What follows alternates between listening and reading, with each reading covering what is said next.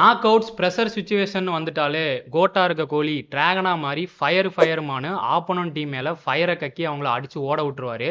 இதை வச்சே உங்களுக்கு ஒரு சினிமா கைடு நான் சொல்ல போறேன். ஐபிஎல் ஆடுறப்ப ஒரு சைடு கெயிலு இன்னொரு சைடு ஏபிடின்னு 2 பவர் ஹிட்டர்ஸ்க்கு நடுவுல வெறும் 1-2ன்னு சிங்கிள்ஸ் அடிச்சு அப்பப்போ ஒரு பவுண்டரி அடிச்சுட்டு தன்னோட மோஸ்ட் ஆஃப் த ரன்ஸை வெறும் ஓடியே எடுத்து இன்னைக்கு கிரேட்டஸ்ட் ஆஃப் ஆல் டைமா கோலி மாறி இருக்காரு. நீங்க இங்க தான் ஒரு விஷயத்த நோட் பண்ணணும். கிரிக்கெட் ஹைலி என்டர்டைனிங் கேமா 6-4 அடிக்கிற இதுவாகவே மாறிட்டு இருக்கப்ப கோலி தன்னோட கேம் பிளேவை அவர் மாற்றிக்கவே இல்லை.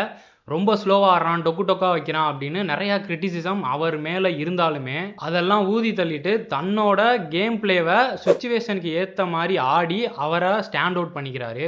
இந்த மாதிரி ஆஸ் அ ஃபிலிம் மேக்கராக உங்களோட இனிஷியல் ஸ்டேஜஸில் நிறையா ஹேட் கமெண்ட்ஸை ஃபேஸ் பண்ணுற மாதிரி இருக்கும். நீங்கள் எடுக்கிற படம் நல்லா இல்லை, மொக்கையாக இருக்குது, நீலாம் ஏன்டா படம் எடுக்கிற, வேறு எதனா யூஸ்ஃபுல்லாக ஒர்க் பண்ணலாம்ல, சினிமாவே ஏன் கட்டி பிடிச்சிட்டு அழுகுற, இந்த மாதிரியான நிறையா கிரிட்டிசிசமை நீங்கள் ஃபேஸ் பண்ணுற மாதிரி இருந்தாலும் அதெல்லாம் உதறி தள்ளிட்டு ப்ரெஷர் சுச்சுவேஷனில் உங்களோட பெஸ்ட்டை எப்படி கொண்டு வரலான்னு டே பை டே ஃபோக்கஸ் பண்ணி இம்ப்ரூவ் ஆங்க நம்ம விராட் கோலி மாதிரி.